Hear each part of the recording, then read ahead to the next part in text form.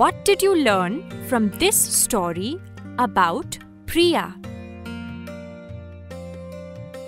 That you should not take more than one sweet at a time.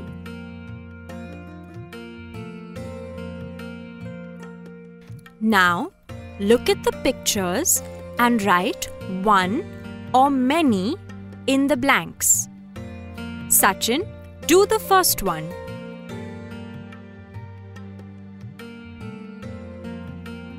One cat, many cats.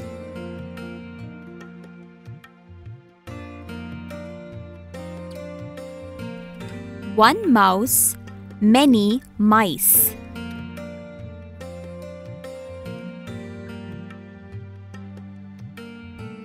One flower, many flowers.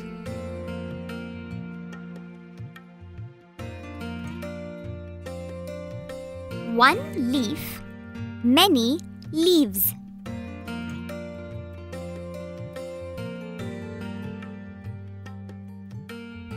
You can try this with all the words you know. Like one tree, many trees. Correct.